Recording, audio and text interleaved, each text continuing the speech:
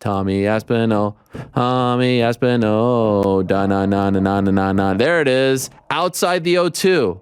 Listen. Aspinall, Tommy Aspinall, da-da-da-da-da-da. I mean, this was the scene. His best friend, Alex Gilly, walking out of the O2, and they're dancing on top of police vans. Could you imagine what that must feel like? Knowing a man for 25 years, main eventing at the O2 in the heart of London, and there are hundreds of people singing and dancing while chanting his name. Magical stuff, the type of stuff that you dream of. Of course, we had a lot of the big winners from Saturday's card on Monday's show, but you know, you got to give some separation between the big names on the card and the headliner. The headliner needed a few days. Without further ado, let us say hello to Tommy Aspinall. Aspinall, Tommy Aspinall, na. There he is. No. It's got to be every time now. Every single time it's got to be that. Please, God, that was epic. Wow, we have a lot of things to discuss, Tom. It's okay. I'm not mad that you didn't come on Monday's show. I'm happy it worked out this way. I'm not holding a grudge, just for the record. I want you to know. Okay, good.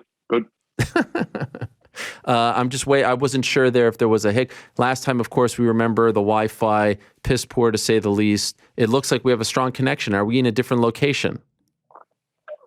We are in a different location. I have moved house. The Wi-Fi is now switched off. We're now on the 4G. I've got the new phone going. Oh my, it's all coming together. It's all coming together. You moved into a new place. That's how good things are going for you right now. Things are going nothing short of amazing right now, Mr. Helwani. You are on cloud 9. I think I might be on cloud 10. Has the glow of Saturday, has it worn off, or do you still honestly feel like you're on a high? You're still buzzing from Saturday? No, I think it's worn off a little bit, to be honest. It lasted a few days, but one bad hangover can bring the high right down. Sure. How was that? I mean, how was the after party and then the next day? How was it on you? Oh, you know what? It was great, to be honest. I didn't sleep on Saturday night, like zero. I had zero sleep. Zero. Absolutely zero. Yeah, zero, nothing. And then when I got home on Sunday evening, then I got tired. On Sunday evening. But I'm still, to be honest, I'm still so excited about it. I thought there were a lot of people like, obviously, this was my first fight in the UK, in the UFC. It was my first fight with the crowd. It was the first, so many firsts, sort of the first main event, all that stuff. And everybody was hitting me up like, Tom, where's the after party going to be? What's going on? Are you getting a club? Are we going for food? What's going on? There was 1,000 people there from my town. There was people flying in from all over the world who I know, people coming from Spain, people coming from frigging all over the place, people who came from.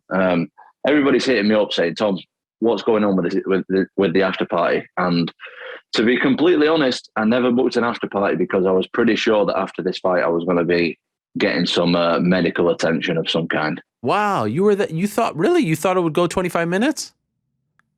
I was sure it was going to go 25 minutes. So this surprised you? It did and it didn't. Like I always expect to go the distance, to be honest. But when I get in that kind of like, my coaches, they like to call it like a flow state. When I get in that flow state and each fight is getting easier and easier for me to get into that flow state. Once I'm in that, I'm so dangerous. Like I can finish you from any position. So I expected it to go 25, but at the same time, I wasn't really surprised that I finished him. When you found out about his travels, 24 hours, all this stuff, did that give you a little more confidence? Like, that's a lot to go through just a few days before a fight. No, Volkov's a veteran, man. He's been through this a million times. He's fought all over the world. He's fought absolutely everybody. Stuff like that doesn't faze a 45-fight veteran. The one thing I was really curious about as the week went on was, everyone talks a good game when they get their first main event, all that stuff. But, were you going to be nervous? Were you going to be a little tentative up there at the press conference? Even in the cage, the walkout, you looked as cool as can be. It looked like it was like your 20th main event. Like you had been here a million times before. Was that just a front? Internally, were you super anxious, super nervous? How were you? Honestly, I've never felt calmer in a fight in my life. Honestly, like, don't get me wrong. Before the fight, like in the hotel and stuff, I was freaking nervous. Like, I'm nervous every time. I ain't gonna lie about it. I'm so nervous.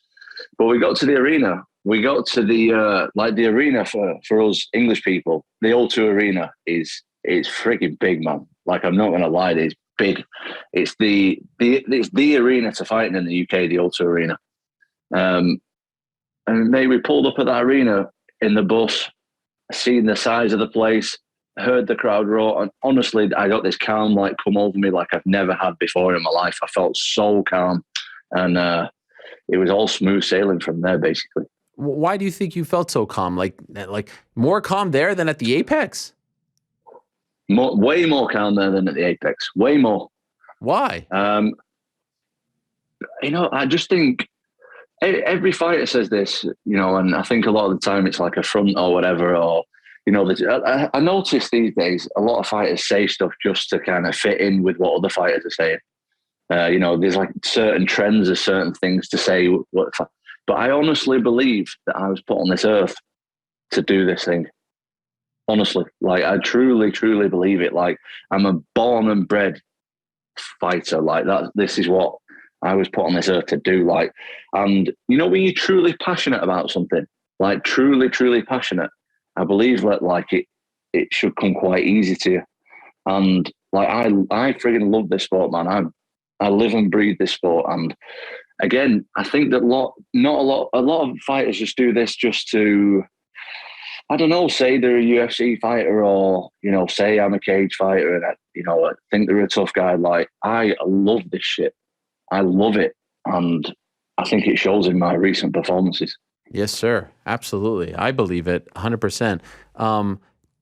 Is this the path that you're on now? Everything's changed, right? I think back to the September conversation, slow. You're no longer on the slow path anymore. I mean, you are right there. I think yesterday you posted your number 6 in the rankings. When the career in the UFC started, in the back of your mind, did you think it would go this quickly, this well, or did you think that you would be a little further back in the process, at this juncture? I don't really know, to be honest. I don't know. Like, I always knew that I had the skill and I always knew that I had the mental and physical makeup to do this, but I just wasn't sure if the experience would be a massive factor or not. The lack of experience compared to the other guys. But apparently it's going pretty good for me. Let me just tell you though, this morning, Ariel Helwani, the greatest UFC fighter of all time, GSP, commented on my picture. Wow. Oh my goodness. What do you say? What do you write? I'm not going to, just like amazing performance or something like that. Honestly, I had goosebumps. It was unbelievable. I couldn't believe it. GSP, man. Oh my goodness. Incredible. Have you ever met him? I've never met him, but I'm about to meet him next week. Oh, right, because he's going to be at that expo thing, right? No, I'm coming to Canada. Oh, wait, I thought there was like some UK expo, MMA expo. What are you doing in Canada? You're going to TriStar? I'm going to train with GSP. Because of this? No, he's coming to the friggin' thing in the UK. Oh, geez. He's coming to the thing in the UK. I'm joking. Oh, gee. I mean, well, some kind of joke. If the invite's there, I'm coming. Yeah, I see the message right here. Amazing performance. Congrats. He wrote this on your Instagram page. George St Pierre. You think he's the greatest ever? I do as well. You think he's number 1? Of course he's number 1. Who else is it going to be? There's some people who say Khabib. There's some people who say Anderson. There's some people who say, I don't know, DJ. Some say Darren Till, That's a very bold statement, the final one. Well, let me tell you, this is what I think. To be the greatest of all time, this is going to sound like madness, but GSP, first of all, did it in 2 weight divisions. Amen. Also, GSP had some bad losses and came back. Avenged. Now, to me, that is a sign of a real champion. Of course, you can be like Khabib, you can be undefeated and all the rest of it. Like, that's brilliant. But what does he do under the adversity? We still don't know because he's that much better than everybody else. But in my opinion, 2 weights, that's the difference, the 2 weights. I made the comparison. I wonder what you think of this comparison. I said that you remind me of a hybrid of a young Frank Mir and a young Cain Velasquez. Sort of the body type of Frank Mir, the movement, the jiu-jitsu, Velasquez, the speed, the wrestling. Why, no good? You don't like that? A hybrid. I mean, that's the highest compliment that I could give you. Frank Mir, Cain Velasquez? Can we give up with the Frank Mir stuff already, please? It's old news. It's old news. This is like This is 2020 stuff, Ariel. You got to move with the times. Like, this is old news, but no one said Cain. I'll take the Cain Velasquez. Hybrid. No, I love Cain. Come on, Cain is the man. He is the Cain man. is the man. I would love it. Maybe. I don't know. I think I got my own style, to be honest with you. Fair. I think I got my own style. Why don't you like the Frank comparison? No, I like Frank, of course. I like Frank, but it's just everybody says that I look like him, and it's just like I know I look like him. I know. Okay, yeah, fair enough. It's like someone telling you've got a big nose. Sure, you knew that 20 years ago. Yeah, we knew it's public knowledge. Everybody knows that. The straight armbar was nasty. I do a lot after the shows, and I was like watching and writing things at the same time, and I initially called it a Kimura. It wasn't a Kimura. Everyone came from my head. How dare you call this? I'm like, all right, John Danaher, calm down, all right? I made a mistake. Straight armbar. You don't see that often. Is that something that you work on a lot, that particular move? Yeah, I catch it quite a bit. It's more of a big guy technique than anything. Like, if you get on top in half guard position where we were, it's difficult to get another big guy off from that spot. If you're a smaller guy, you don't get as much leverage on the technique. Like, obviously, I've got a lot more weight than someone who weighs 145 pounds going forward on the arm. But I actually felt like something was popping in that arm, man, so bad. When you watch the replay, you can see like arm hyperextending, and it didn't feel the best. Wow. It didn't feel great. I don't know if he broke it. Or something in their pot, but it didn't feel great. To be honest, I've actually broke someone's arm with that in a jiu-jitsu competition. Oh my. I broke it. That doesn't feel good, right? I mean, I can't even imagine what that feels like to the guy who's actually doing the pulling. I don't want to break someone's arm, especially this was years. Are you familiar with a guy called Braulio Estima? Of course, legend. Jiu-jitsu guy. Yeah. Yeah. What do you think I am? Some Johnny come lately here, Tom? I mean, come on. Well, a minute ago, you didn't know the difference between a Kimura and a friggin' straight. Well, I mean, no, I was watching. I was doing a lot of stuff. Okay, fair enough. Okay. Well played. Okay, thanks. But yeah, I was in the jiu-jitsu competition, and Braulio was reffing, and I straightened the guy's arm, and the guy, it was going to break. I knew that it was going to break. So I just looked up at the ref, who was Braulio, and I just said, what shall I do? Like, what do you want me to do? And he just said, give me that. Wow. So I just broke it. Damn. Oh, gosh. Which fight did you arrive? Like, when you arrived, which fight was going on? I think it was the Meatballs fight, I think. Oh, wow. That far in? You arrived at the main card? Like a couple? Yeah, it was actually quite late. It was only... So I think I was supposed to walk, and we arrived at 9. So it's quite late, actually. Yeah. And we had to wrap the hands. We had to do the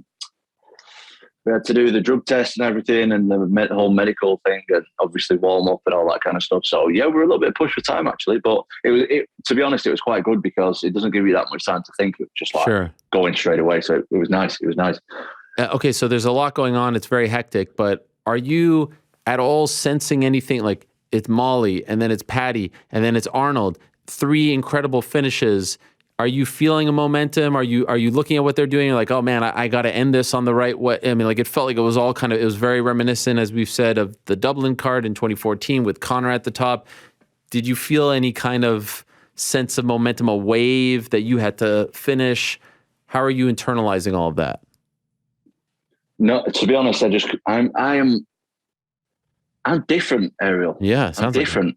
I don't take this emotional stuff on board with me. Like, I'm ice cold when I fight, completely ice cold, cold-blooded finisher. That's me. Like, none of this stuff matters to me. None of this first main event thing doesn't matter. None of this Alexander Volkov, number 5 in the world, 6'9", tallest, biggest guy in the UFC matters. None of this, all the UK guys winning matter. None of this 20,000 people matter. Like, this doesn't matter to me. And I'm sick of frigging saying it. Like, people need to get with the program that I'm different. Let's go, Tom. Enough of this crap. Same old questions every time. What about that song? Is that the first time you heard that song, or was that a song that we've heard before? Well, no. I wanted to hear you keep going. Keep going. I've heard the song. You not heard the actual song? I know it's a real song. I know it's like a play. What is the real song? Give it up, baby, give it up. No. Yeah. Where do they come up with that? Like, but how do they choose that song? People are like, Ariel, it's a football chant thing. Yes, I know it's a football chant, but how do they pick that song, that tune to start singing your name? That's what I want to know. How does it happen? I don't know. I have absolutely no idea. I'm just as shocked as everybody else. But it reminds me of, actually, as a Manchester man that I am, we used to watch Ricky Hatton, the Manchester legend, when we were younger. And we used to sing Ricky Hatton song, "There's only one Ricky Hatton." Yes. Like, full blast. And if we can get that kind of support going for me, and I think we're on the way. We're well on the way there. Yes. We're on the way. Like, that's what I'm after. Like, that's what floats my boat, is that kind of thing. So I shared the clip. You sent me the clip of your best friend of 25 years, Alex Keeley, I believe. Am I pronouncing his name correctly? Keeley? Alex Keeley, yeah. Yeah.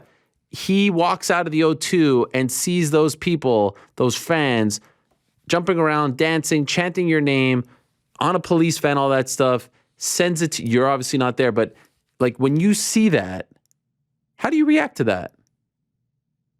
I honestly couldn't believe it. I met him after, when I got back to the hotel. Like, he came to the hotel and stuff, and he showed me on the video, but it was in a bar, so it was quite loud. Like, I couldn't really hear it, and it was just like, look at all these fucking people, what they were doing after the event. He said, I just walked up and everyone was like chanting and stuff, but I wasn't really focused on it. Like, there was a lot of people around at the time. I was in a bar, I had a few drinks and everything, so I didn't really take it into consideration. And then the next day, I watched it back and was like, oh my God, the chanting mine. I couldn't believe it. Like, I couldn't believe that it was me. And they started telling me that.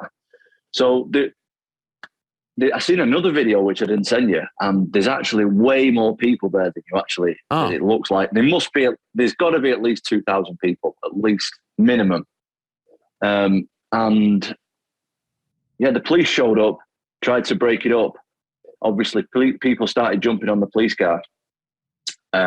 People started getting pepper sprayed and tasered and stuff. Oh my! And then people started like tipping up the police car, like they tipped the police van on its side and started jumping on it. It was just absolute scenes outside the O2. Wow! All for you. I don't know if all for me. No, it's all for you. You're the star. You could say it. I was the final guy, so I was the last guy, so maybe I was a bit fresher in the minds or something. Who knows? How many times have you watched that clip of them dancing, chanting your name? A lot, right? A lot of times. Yeah, I've been singing it everywhere I go. I'm just singing it. I'm turning up at friggin' my kids' school doing the kids' drop off, just like I'm trying to get the parents going with it, but no one's interested. By the way, when you're back in normal life, doing your daily things, what kind of love are you getting now? A lot of love, honestly. To be honest, I've not really been anywhere. Like, I've been to drop my kid. Like, I didn't see my kids much over the time that I've been training and stuff. And then obviously I was away at the fight week and stuff. So I've just been, taking my kids to school, picking them up, and that's it. But a lot of love at the school gate, Ariel. Not going to lie. Yeah. All kinds of parents coming over, wanting pictures with the kids, wanting pictures for themselves and everything. Just absolutely wild, because last week they didn't really care about it, and now I'm like, I see you every day. I see you like nearly every day. Why you not speak to me before? That is amazing. Yeah, it's wild. It's absolutely wild. But I'm yet to really. After on the way back, so we went to the train station, obviously, to get the train back, and they were just so. Obviously, everybody's leaving London. A lot of people are there for the UFC anyway. So yeah, I just got absolutely bombarded in the train station. It was wild. By the way, I have to ask last thing on the night, and then I just want to ask you a bit about your future. A lot of talk today about Paddy's pay for that card, 12 and 12. People are upset on his behalf for him.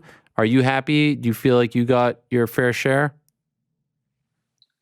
With what? With my contract? Yeah. I'm happy with my contract, yeah. Okay. But this is, people saying about the Paddy thing and everything. Like, he'll still be on his first contract. I would imagine now he'll be able to renegotiate after he's had 2 wins. So, next time, Paddy's a big star, so I'm sure he can. That first contract's just to get your foot in the door, and Paddy's put more than his foot in the door. Sure. He'll be able to, he'll be on way beyond that in his next fight. So, all the best to Mr. Pimblett. What about Izzy saying, "Hey, Darren, it's not your moment. Get off the cage." You saw that clip where he's like, "Hey, get off the cage. It's not your moment. It's your teammate's moment." They went back and forth. You saw that? I actually felt a bit bad for Till because that was my fault. That was my fault. How so? Because I was all excited and stuff. I jumped on the cage and then Till came in and I was like, "Come on, get on. And then he jumped on. So that's actually my fault. Otherwise, he wouldn't have jumped on, I'm sure. So apologies for that. You set him up. What kind of friend are you? You set up your friend. I wasn't thinking about it. I was just very excited at the time. So, yeah, sorry about that. All right. So afterwards, you call it Tai Tuivasa. This is the one you want. How confident are you that you're getting it? Few days have passed. Any chatter, any talks? UFC in agreement with this? What are we thinking? What are we hearing? Maybe a little bit. Oh. Maybe not. Oh. We don't know. I can't disclose that kind of information just yet, but I'll tell you one thing. Yeah. I'm fighting in the UK. Oh, next?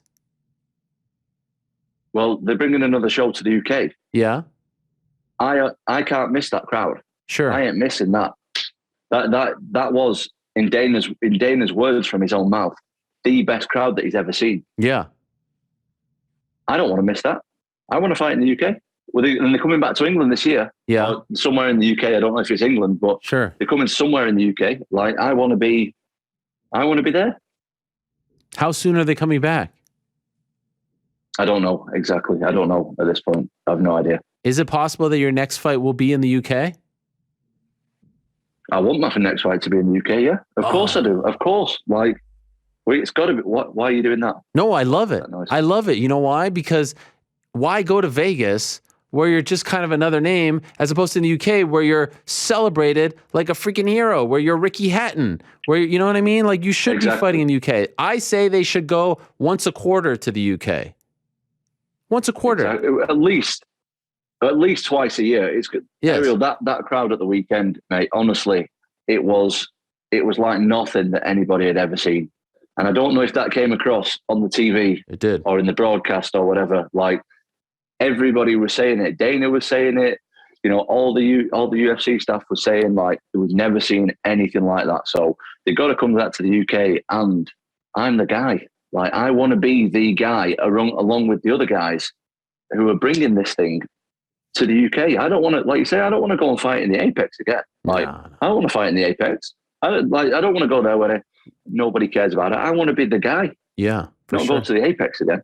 What are the chances your next fight is for a belt, either interim or vacant?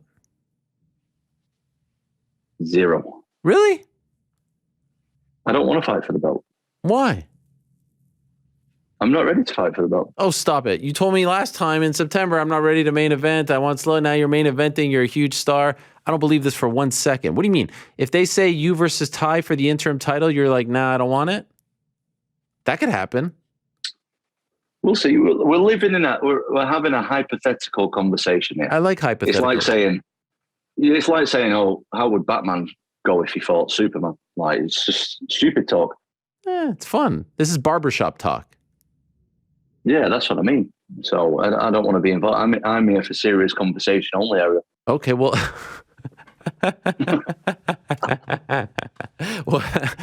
so what? Why aren't you ready for a title? Can I ask that?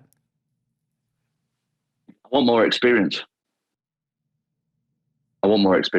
And I have, like, I've just thought, I've only just broken into the friggin' top 10. Yeah. You're number 6. I want to be involved. I want to be involved in more big fights first. I want to get as much big fight, like get me to the UK, get me high up the card or main event. Let me do that again first. Let me do another one of those and I'll be ready. Okay. In a perfect world, is it Tai your opponent? Yes. Do you feel like there's interest there from him? Maybe.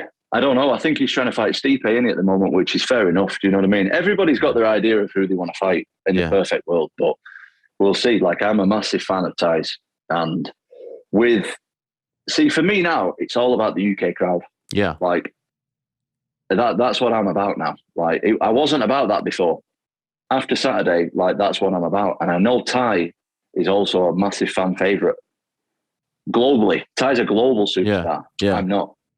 And I'm a massive fan of his style. He's on I believe, a 5-fight finish streak.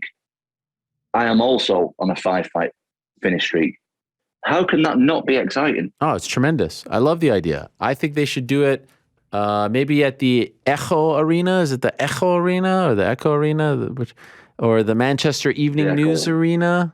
One of those? It's got to be done. It's got to be done. But I also understand, like me, Tai, who else? Cyril. Yeah. Cyril Grant, Chris Dawkins, Curtis Blades, people like we're all going to be around. Like we're pretty young. Yeah. Especially me and Tai. Like we're in our 20s still. Me and Tai are still in our 20s. So we're definitely going to fight down the line at some stage. So I understand, like, it doesn't have to be right now, but in an ideal world, I would love to fight Tai just because I'm a big fan of Tai's. Like, I love Tai.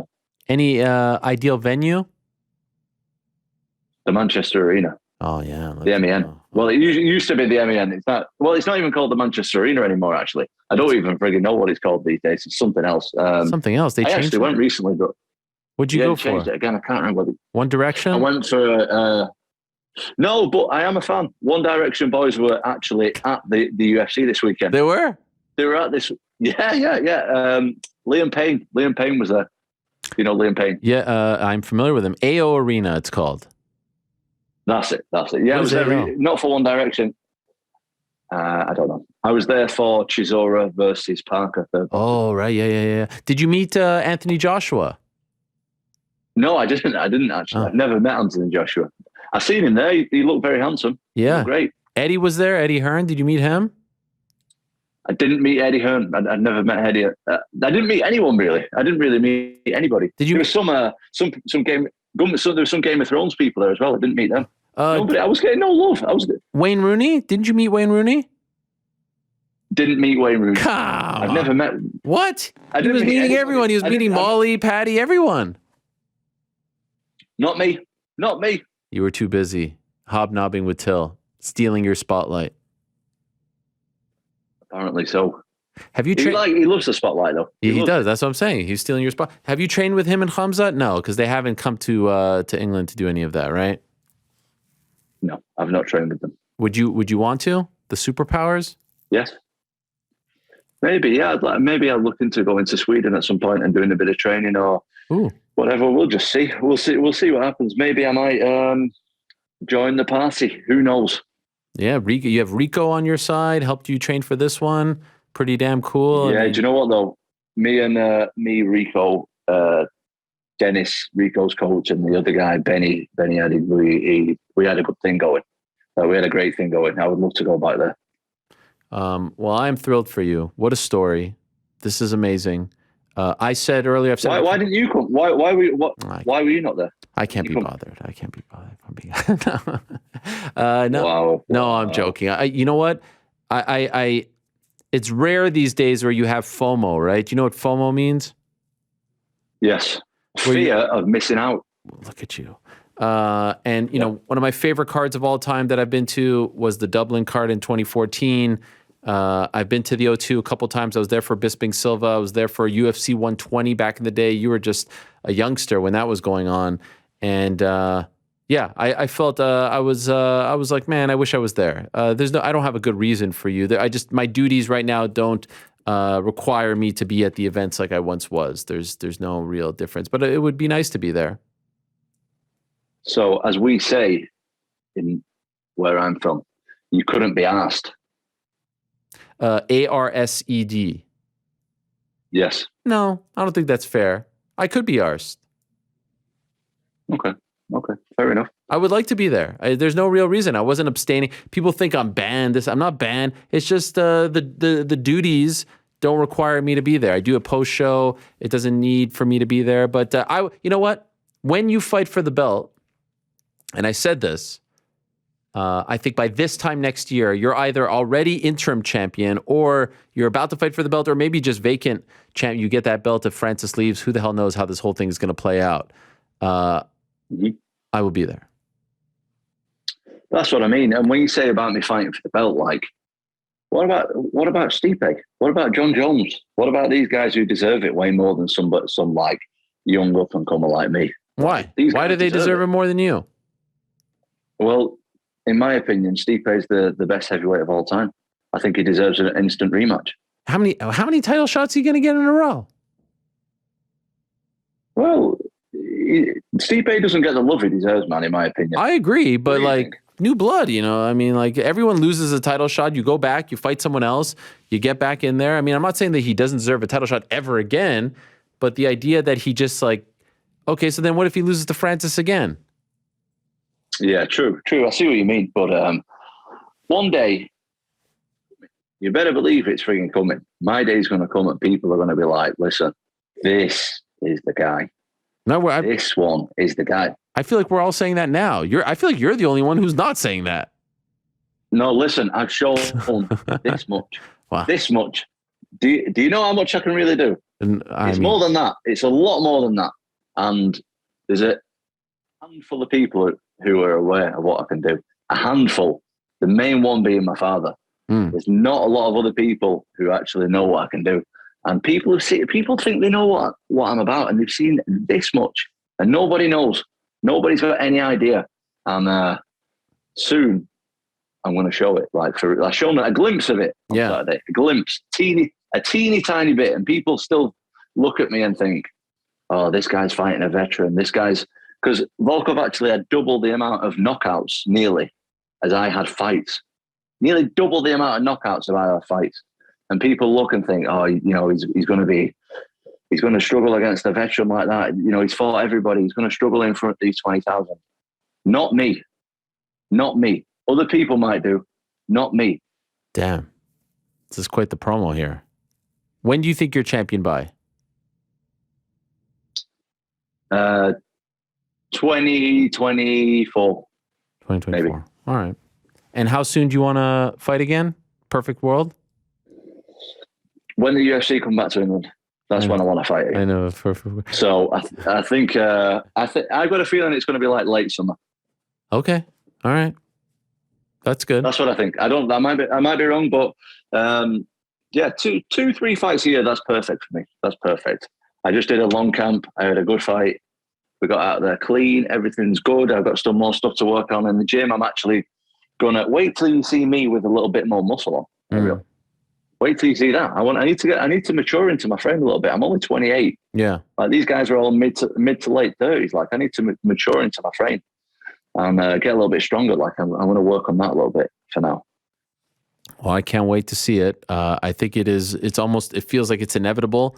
A lot of people think that you are going to be a champion, that it's your destiny. And it certainly feels like it's going that way, my friend. So congratulations on the win. The chant was amazing. The performance was amazing. The Kimura / armbar was amazing, depending on your vantage point. It could have been a Kimura if you were watching it from a certain angle, just a certain, like I had a different angle.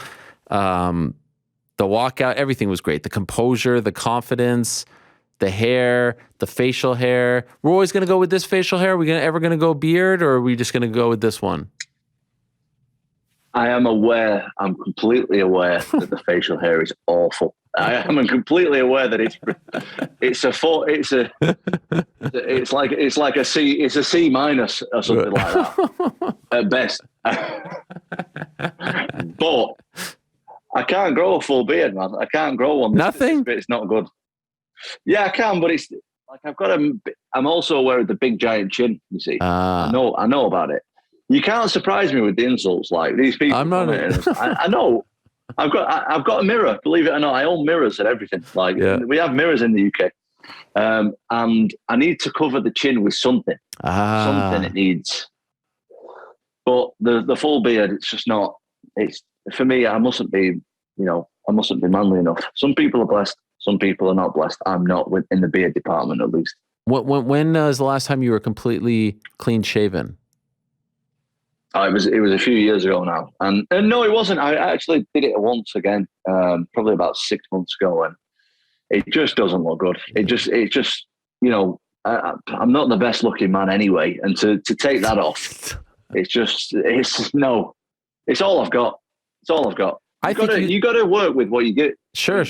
But I think you look like an aristocrat. Like, I think you look very regal with the little mustache and the thing. I know. I'm completely aware that it doesn't look the best. No, it looks better with than without. So I'll take it. I'll take it. This is tremendous. Tom, pleasure. Thank you. Thank you for the good internet. Congrats on the new home. It's all looking up for you. Thank you. Life is good. For Tommy Aspinall, Tommy Aspinall, na. Thank you, my friend. I'll see you in the UK in August. Breaking news: UFC going back to the UK in August. Tom Aspinall just confirmed it. Tremendous stuff. Thank you, Tom. Appreciate it. Don't do it. I'm kidding. I'm kidding. Thank you for doing this. All the best to you. Enjoy the win. Thank you, Tom Aspinall. What a legend. Tommy Aspinall, Tommy Aspinall, na. Tremendous.